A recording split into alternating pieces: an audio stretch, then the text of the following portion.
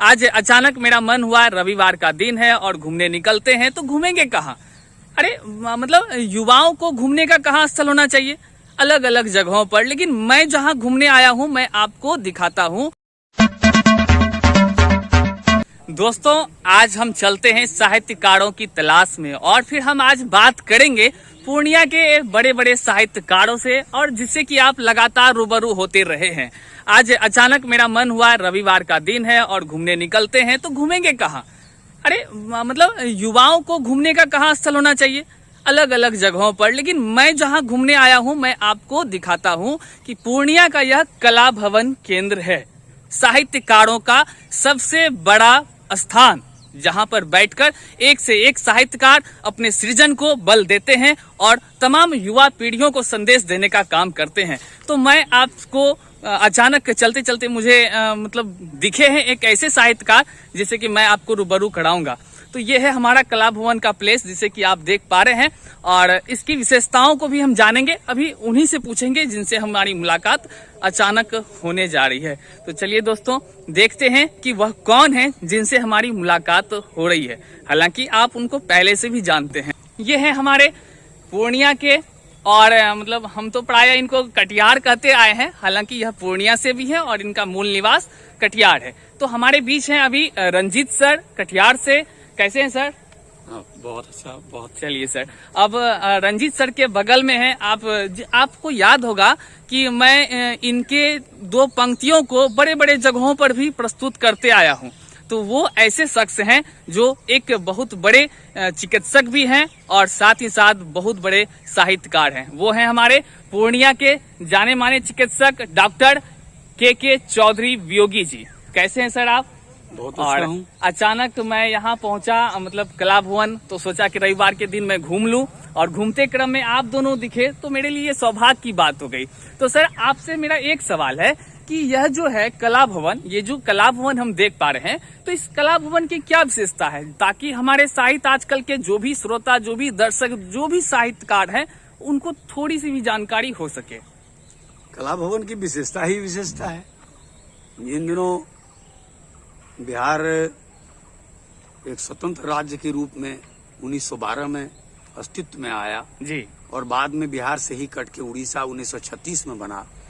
भारत की आजादी के बाद एक महसूस किया गया कि कला संस्कृति के विकास के लिए एक अच्छी सी जगह पूर्णिया, जो हिंदुस्तान के शायद 1, 2, 3 सबसे पुराने जिलों में से एक है। बिल्कुल बिल्कुल।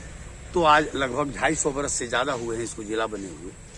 तो ऐसी जगह पर श्रद्धेय स्मृति से लक्ष्मी नारायण सुधांशु जी के सब प्रयास से पटना के कालिदास रंगालय की तर्ज पर जी कला संस्कृति के विकास के लिए 1953 में यहाँ एक संस्था का निर्माण करने का संकल्प 1951 में लिया गया और 53 में वो संस्था कार्य रूप में आई, कला भवन। और इसकी सबसे बड़ी खासियत है कि हिंदुस्तान के शायद ही कोई बड़े नामचीन कलाकार और साहित्यकार होंगे जिन्होंने इस धरती पर कदम नहीं रखा। यहाँ मुकेश का प्रोग्राम हुआ है, मन्ना डे का प्रोग्राम हुआ है। यही नहीं, यहाँ हरिवंश राय बच्चन आया करते थे, रामधारी सिंह दिनकर यहाँ आया करते थे, राम वृक्ष बेनीपुरी का कार्यक्रम हुआ। सुधांशु जी के सानिध्य में जो उनके मित्र थे, पूर्णिया कॉलेज के प्रथम प्राचार्य भागलपुर के जनार्दन प्रसाद झा द्विज और पांडे बेचन शर्मा उग्र जैसे बड़े लोग, सारे लोग यहाँ आए हैं और उनका कार्यक्रम। क्या बात है।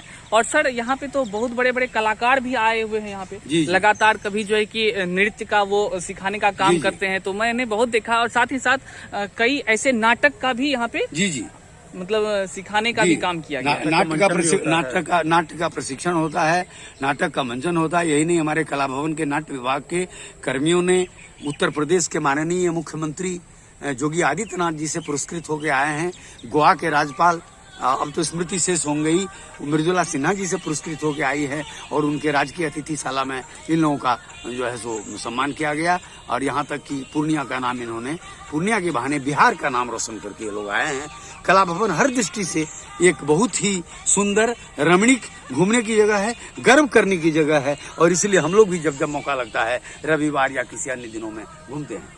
तो जैसा कि दोस्तों अभी सर ने भी कला भवन का बहुत सारी विशेषताओं को आपके बीच रखा, तो जरूर अगर आप पूर्णिया आए तो हमारे इस पावन कला भवन को घूमने के लिए, देखने के लिए, यहाँ की जानकारी लेने के लिए आप जरूर एक बार आएं। तो अब रंजीत सर हमारे बीच हैं और मतलब मैं क्या कहूँ, इनका जो बड़ाई करने का है मेरे पास शब्द नहीं मिल पा रहा है, इसलिए हम ज्यादा कुछ नहीं बोलेंगे। ये सर ऐसे हैं, मतलब जब इनका वीडियो मैं देखता हूँ फेसबुक पर, मतलब देख कर भी मैं मतलब सोचते रहता हूँ कुछ देर की सर ने कितना लाजवाब अपनी प्रस्तुति दिया है। तो रंजीत सर, अगर हम आपसे जानना चाहें कि अचानक आप यहाँ क्या कर रहे थे?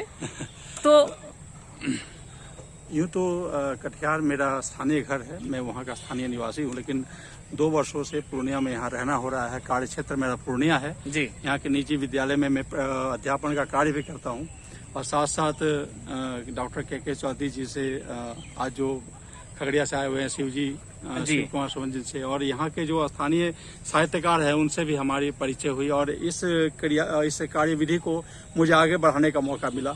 और इसी दरमियान जब कभी कभी कला भवन में जो पीछे स्थित सुधांशु सभागार है जी, उसमें कई बार गोष्ठी करने का मौका मिला। कई बार गोष्ठी सर वो सुधांशु सभागार है ये मुक्ताकाश से ठीक पीछे। अच्छा जी जी जी बिल्कुल। तो इस प्रकार से मेरा जो एक परिचय प्रगाढ़ सा होता जा रहा है पूर्णिया। वैसे भी देखा जाए तो कटिहार पूर्णिया का ही अंग रहा है। 1972 से पहले, 1973 से पहले पूर्णिया का ही अंग हुआ करता था कटिहार। तो कहीं न कहीं एक साहित्यिक विरासत, कलाकृति की विरासत की धरती पूर्णिया कहलाती है और यहाँ भी हमारी प्रस्तुति कई बार हो चुकी है। इसके लिए मैं बहुत अपने आप को गौरवान्वित तो इसका मतलब मैं ये समझ सकता हूँ कि रंजीत सर भी मतलब अपने यादगार पलों को देखने के लिए और उन यादों को ताजा करने के लिए वो आए थे, और अचानक आज ऐसे भी संडे का दिन है, रविवार का दिन है, तो सोचा कि आज थोड़ा सा भ्रमण किया जाए। और दोस्तों यही तो होता है कि हम साहित्यिक गतिविधियों में होते हैं, अपने निजी क्षेत्र के गतिविधियों में होते हैं, समय मिलना काफी मुश्किल हो जाता है। और इसी दरमियान मुझे आज आप भी हम मिल गए, बहुत बहुत शुक्रिया सर कि मेरा तो ये शाम का भ्रमण जो है बहुत यादगार हो गया, बहुत यादगार साथ भी, और हमारे तमाम दर्शकों के लिए भी यादगार हो गया कि पूर्णिया के पावन धरती पर, वो भी कला भवन पे, एक साथ अचानक मतलब 2, 3, 4 ऐसे महान साहित्यकारों का दर्शन हुआ। ठीक है सर जी, आप हमसे मिले, बातचीत हुई, आपका तहे दिल से मैं शुक्रिया अदा करता हूँ। चलिए दोस्तों, अगर अभी तक हमारे इस ब्लॉग में आप बने हुए हैं तो जरूर चैनल को सब्सक्राइब कर लीजिए, वीडियो को एक लाइक जरूर कर दीजिए और शेयर करना ना भूलिए। तब तक के लिए जय हिंद।